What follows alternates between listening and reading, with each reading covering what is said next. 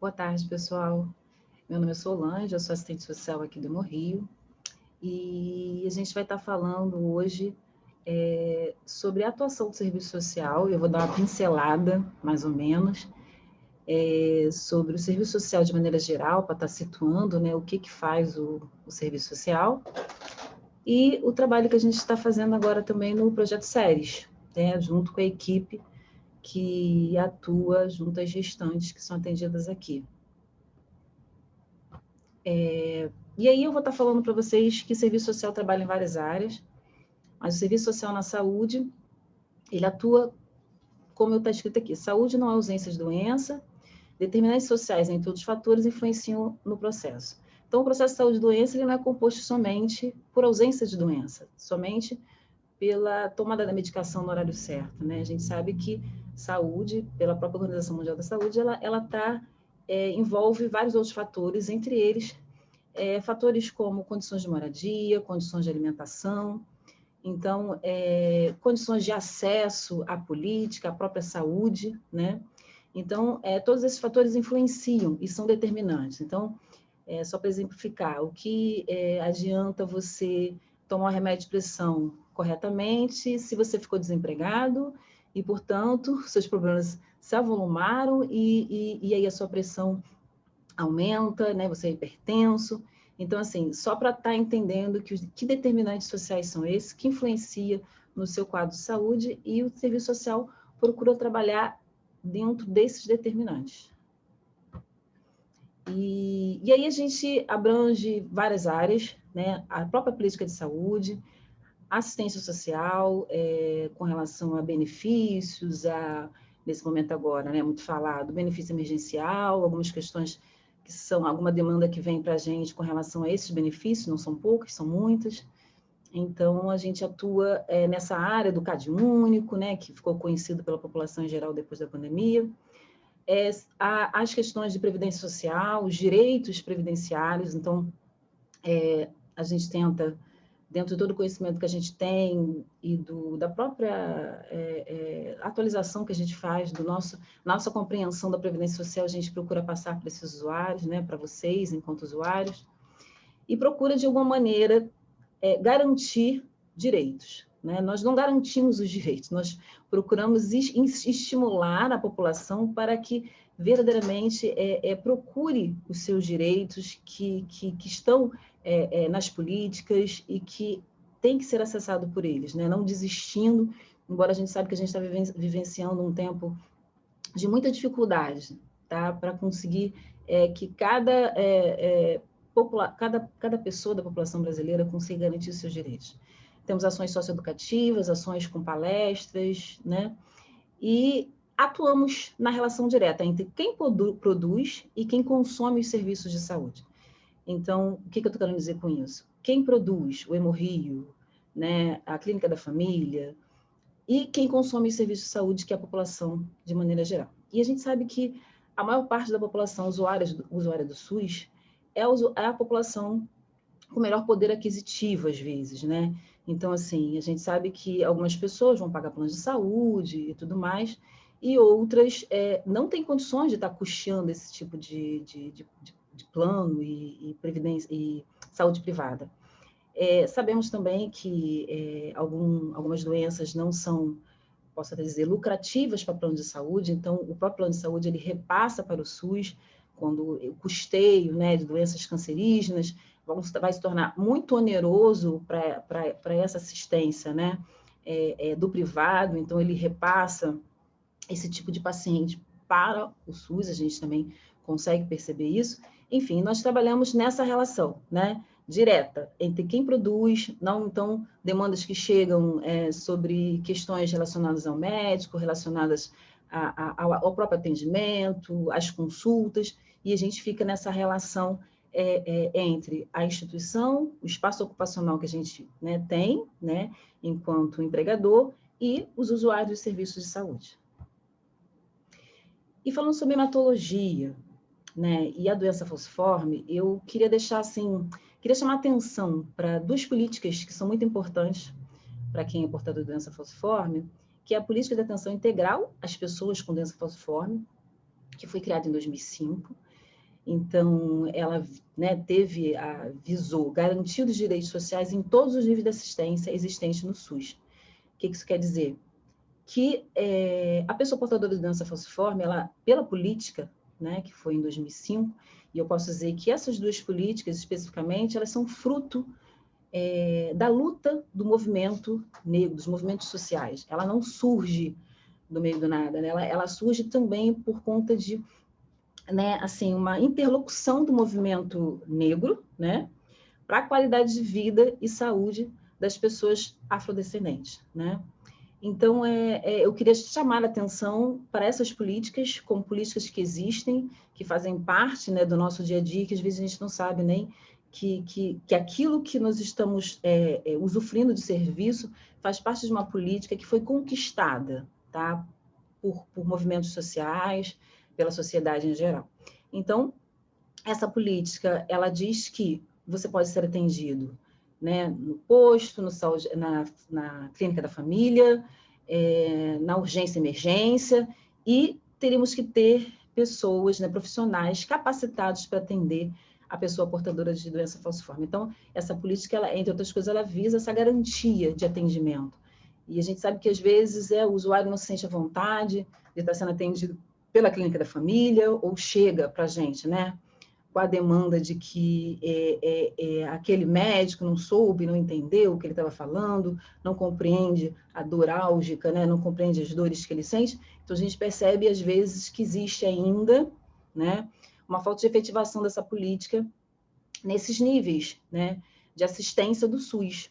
Então, acaba retornando ao hemorrio, ou então, às vezes, já tive situações de familiares estarem com medo de levar, né, o paciente para a UPA, porque achava que não ia atender da forma devida e morava muito longe e queria trazer para o hemorrio. Então, nesse caso, se ele está grave, né, é muito complicado você trazer para um local muito distante de onde você mora, porque até chegar essa pessoa pode vir a óbito. Então, mas a gente percebe, pela fala da população, que há uma certa insegurança nesse atendimento, né? Então, é importante, mas que existe uma política que precisa ainda de uma efetivação genuína para que ela consiga atender as demandas das pessoas com doença falciforme. E a gente tem também a política de saúde integral à população negra, né, que procurou garantir a equidade e efetivação do direito à saúde da população, reconhecendo o racismo como determinante social das condições de saúde. Então, essa política vai falar também sobre o próprio racismo institucional, pessoas que sofrem racismo dentro das unidades de saúde. Então, a importância, eu quis, né, deixar isso aqui exposto para vocês, para que todos tenham conhecimento de que essas políticas existem, tá? Se quiser verificar na internet do que se trata, eu acho interessante, porque a gente sabe que a doença falciforme tem uma incidência maior sobre a população afrodescendente, então acho interessante para que cada pessoa tenha conhecimento de que essas políticas existem, tá? Dentro do Projeto Séries.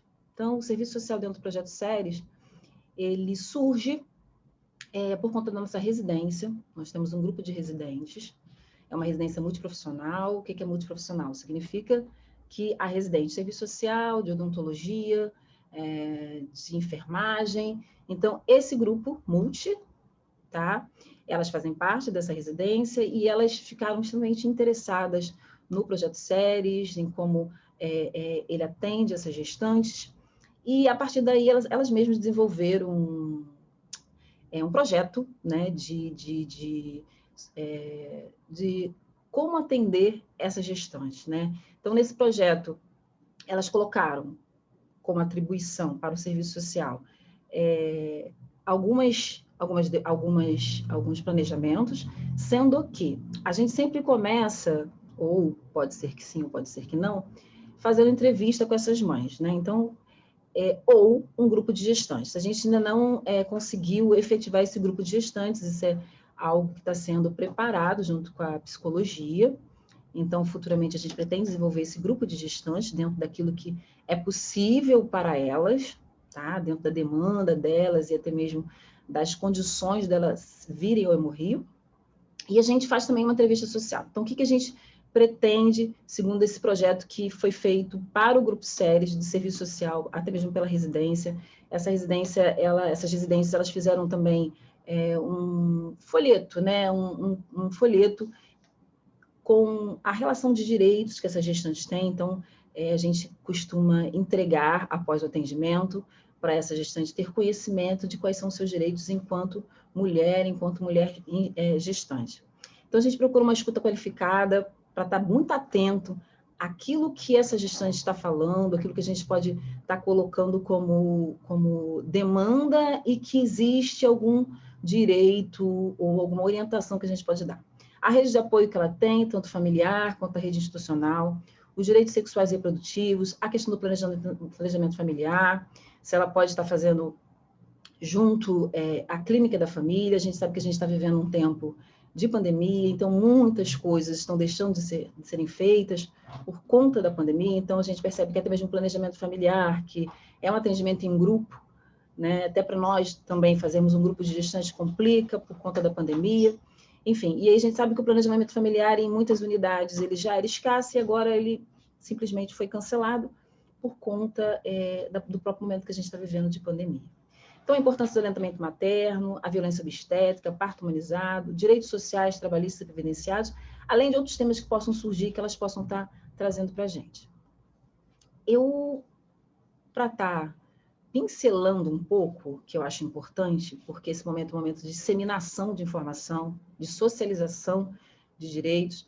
Então, alguns direitos que eu vou falar não são somente para gestantes com anemia falciforme, eu acho que só tem um específico, que eu acredito que só consiga obter a gestante que é tratada com a anemia falciforme, mas os demais são direitos que as gestantes, de maneira geral, elas possuem. Então, eu vou pincelar um pouquinho, porque a gente não tem muito tempo para estar falando sobre isso, e esses temas aqui são temas que surgem várias dúvidas, as pessoas, mas a minha situação, a situação de fulano, a situação de ciclano, e tem situações peculiares de cada um. Então, eu vou falar de maneira geral. Então, eu vou pincelar um pouco falando sobre esses direitos. Então, por exemplo, o direito à salário maternidade, mesmo que essa gestante tenha um aborto espontâneo ou um bebê natimorto, né, que um bebê que não um bebê vivo, mas ela tem direito a esse salário maternidade mesmo nessas situações.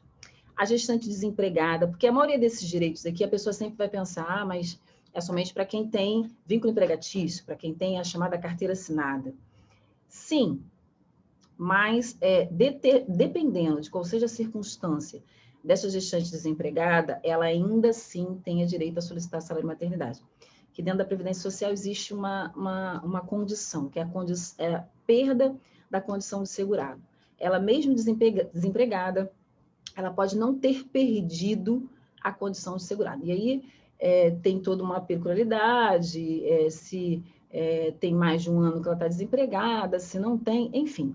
A gestante desempregada, dependendo da situação trabalhista dela, ela talvez, né, tenha direito ao salário maternidade. Lembrando que o salário maternidade, ele para esses de abortos espontâneos e bebê natimortos, ele tem um prazo menor, tá? Então, mas as demais que têm o seu bebê normalmente e que corra tudo bem, vai receber normalmente. A licença maternidade. Essa mulher que trabalha, ou que contribui, que é aquele carnêzinho, né, que é o segurado facultativo. Então, ela tem direito a 120 dias ou 180 dias. O que são esses 180 dias? É quando essa empresa onde ela trabalha, ela é a empresa cidadã, né? Ela tem essa característica, e aí essa gestante ela consegue mais dias de licença. E se essas gestantes, como as gestantes que a gente está falando aqui, se elas têm uma gravidez de risco, que é o caso nosso aqui, ela pode 2 semanas antes ou 2 semanas depois ter essa licença estendida, comprovando isso através de atestado médico. Então, ela pode ter estendida, se houver necessidade, ela tem essas 2 semanas a mais. O pai, a licença paternidade é de 5 dias ou 15 dias. Que 15 dias são esses? Para os casos de adoção, tá? Então, se esse pai adotar, ele tem direito a 15 dias. Estabilidade de emprego de até 5 meses após o parto. E direito, se aquela função que essa gestante está exercendo, ela interfere ou põe em risco a sua gestação, ela tem direito à mudança de setor ou de cargo. Para isso tudo ela precisa de um atestado médico, mas ela tem esse direito. E frequências em consultas pré-natal.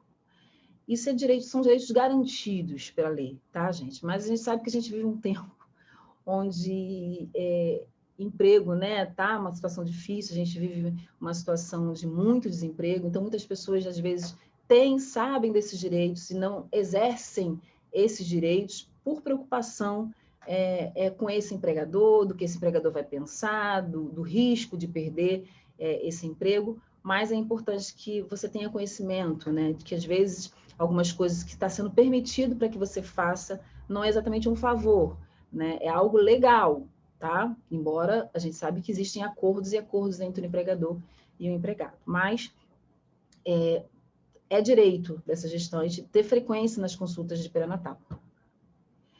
A responsabilidade paterna, não sei se é de conhecimento de todos, mas a pensão alimentícia ela pode ser solicitada não somente após o nascimento do bebê, mas ela pode ser solicitada também durante a gravidez, mas ela precisa provar esse relacionamento com esse pai, tá?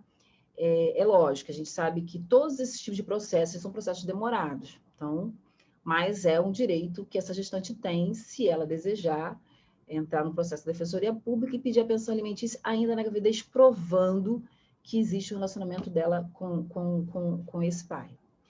E aí, esse pai também tem direito à falta de até 2 dias para acompanhar a gestante. Ou tem legislações que falam até 3, mas eu fiquei com o menor, né, com os 2 dias, mas ele tem direito a esses 2 dias para acompanhar essa mulher, para acompanhar essa gestante.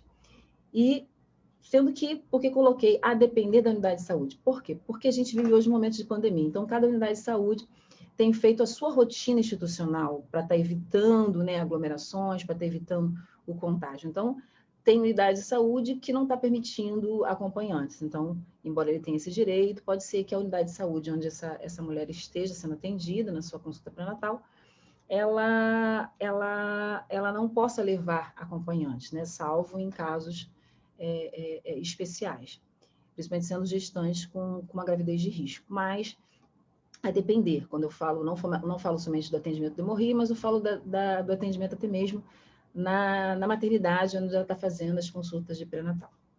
Horário de amamentação. Ela tem 2 descansos de 30 minutos ao longo das 8 horas de trabalho.